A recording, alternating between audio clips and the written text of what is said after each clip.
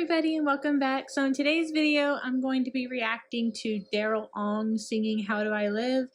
This is originally a country song, originally done by Trisha Yearwood. LeAnn Rhymes later covered it on her inspirational album that she released. It was one of my favorite country songs. I don't know why, it's just a sappy love song and I just loved it. So I love how he sings ballads, so I know he's gonna do this song justice, so let's just jump into it.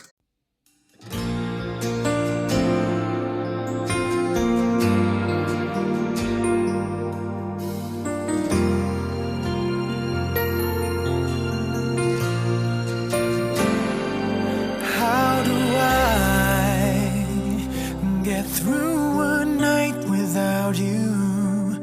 If I had to live without you, what kind of life would that be? Oh, I need you in my arms, need you to hold. You're my world, my heart, my soul. If you ever leave, baby, you would take away everything good in my life. Ooh, that run was pretty. How do I live without you? How do I breathe without you? I like that. So in both Trisha and LeAnn's version, they sing the response to it. So there's the how do I live without you? I want to know. They sing both parts. And in his version, he's singing just the question and then the backing vocals is doing the response, and it sounds so pretty. And honestly, I never thought about it, but that's how I think it should have been done in the first place. But I still like Trisha and LeAnn's versions. I just like that call response thing, that he's not singing both parts. He's just putting the question out into the universe, and then so pretty. How do I ever survive? Pretty. Oh, how do I live without you? There'll be no sun in my sky. There will be no love in my life. There'll be no world there for me. And baby, I don't know what I would do, 'cause I'd be lost if I lost you. If you ever leave, baby, it would take away everything real in my life. And ooh, that was a big run. How do I live without you? I want to know. How do I breathe without you?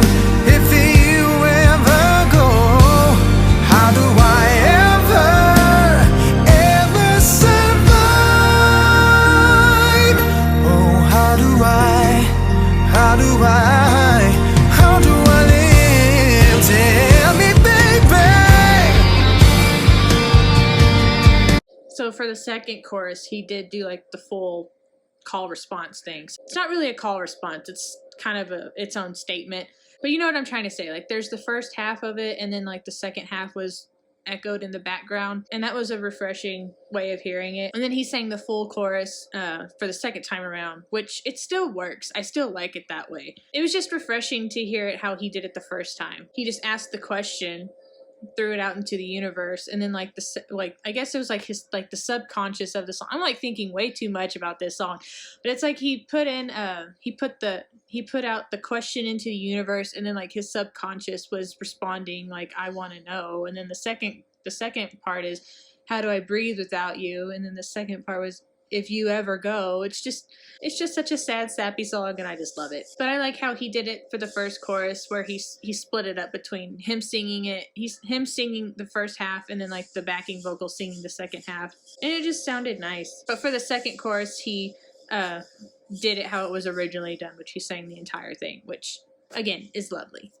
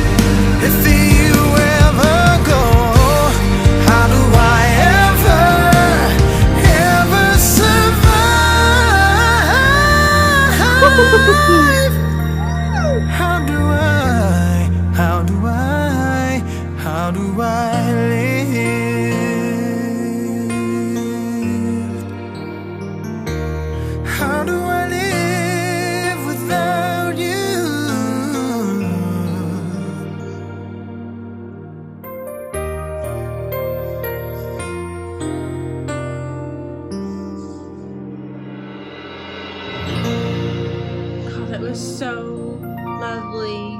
And I like the ambiance too, with just like the lights draped in the background and just him and a microphone. It's really all you need. That was such a good cover. Like, I haven't really heard many people cover that song, to be honest. I think I've heard it a couple times on like singing shows, but it's not really a song that's used very often. I don't know why. It's a good song. It's not overused like some songs on those shows. Like Rolling in the Deep was everywhere for a while, and it took me a while to be able to listen to it again. I mentioned in my reaction video of Morissette singing it that for me, when a song gets overplayed, it just becomes abysmal and I don't want to listen to it anymore. And it takes a good few years before it becomes good again, like to where I can listen to it and not feel like, ugh, this song again.